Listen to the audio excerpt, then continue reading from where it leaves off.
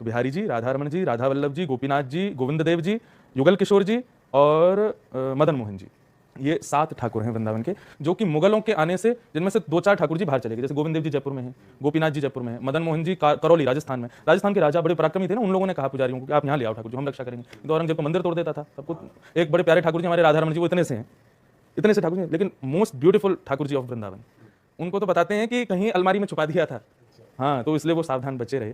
तो इस प्रकार ये भगवान के परपौत्र ने इन सबका रूप निर्माण कराया, जिससे उनकी माएँ प्रसन्न रहे। फिर लेकिन जब कलयुग प्रारंभ हुआ तो फिर ये सब ठाकुर जी ने देखा कि भाई कलयुग के लोग सेवा वेवा कुछ कर नहीं पा रहे, तो ये सब वृंदावन में अंदर विद्यमान हो गए, अंदर ही पृथ्वी के अंदर विराजित हो गए। फिर जब हमारे यहाँ वृंदावन में आचार्यों का आगमन हुआ, जैसे कि श्री गोपाल भट्ट गोस्वामी, स्वामी शेरदास जी, मैं बहुत नाम है, उन सबकी कथा सुनाऊंगा तो विस्तृत जानकारी होगी। उन ठाकुरों को ये कथाएं पता थी, उन लोगों ने उन्हीं का स्मरण करके भजन करना प्रारंभ किया। जैसे स्वामी शेरदास जी, वो गाते बहुत अच्छे, तानसेन के गुरु जी थे, उन्होंने गायन कर करके बस बिहारी जी हैं, यहीं वृंदावन में बिहारी जी हैं, उनका रूप प्रकट हो। और इतना गायन किया कि निधिवन में, सघन कुंज में वृंदावन से श्री बिहारी जी प्रकट हो गए। गोपाल भट्टी जी ने गायन किया तो श्री राधारमण जी प्रकट हो गए। श्री हृदयवंश महाप्रभु ने सेवा की तो श्री राधा वल्लभ लाल जी पधारे।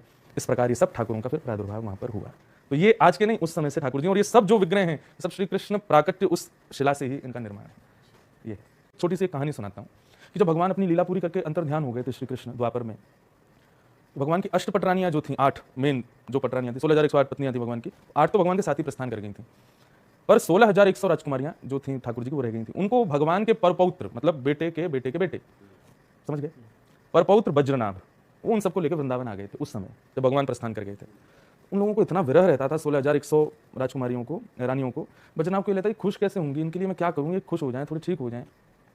तो उनकी प्रसन्नता के लिए वज्रनाभ क्या करते थे, उन्होंने संतों से, ऋषियों से पूछा कि मैं अपनी माओं को प्रसन्न करना चाहता हूँ, जब से हमारे पर दादाजी श्री कृष्ण गए तब से वो इतनी विरह में रहती हैं, मैं क्या करूँ।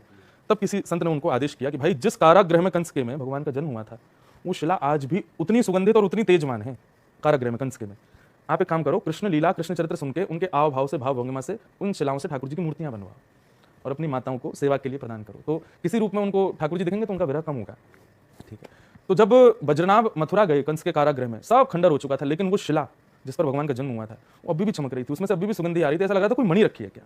वज्रनाभ ने उस शिला को लेकर के और कृष्ण चरित्र सुन के, कृष्ण लीलाएं सुन के, उनकी आंखें कैसी, उनका मुख कैसा, उनके हाथ कैसे, वो चलते कैसे फिरते, इस तरीके से उन्होंने उसमें से मूर्तियां ठाकुर जी के विग्रह बनाए और बना करके वो ढके ना अपनी माताओं को बैठाते और लाके सामने खड़ा करते, माँ देखो मैं कुछ लाया हूँ, क्या है। जैसे ही हटाते थे तो देख के, ओ ये हैं बेटा, बहुत सुंदर हैं, पर इनके हाथ ना बिल्कुल श्री कृष्ण जैसे हैं, बाकी अंग तो ठीक है, हाथ बिल्कुल उनके जैसे हैं। बोले अरे हाथ से काम है, और बनाओ, एक और बनाए, दूसरे बनाए, तो फिर बोले अरे ये भी बहुत सुंदर है, इनके चरण बिल्कुल उनके जैसे हैं, एक और बनाए, बोले इनकी कमर बिल्कुल उनकी जैसी। इस प्रकार से 7 विग्रहों का निर्माण वज्रनाभ ने कराया, जिनमें से एक श्री बिहारी जी हैं।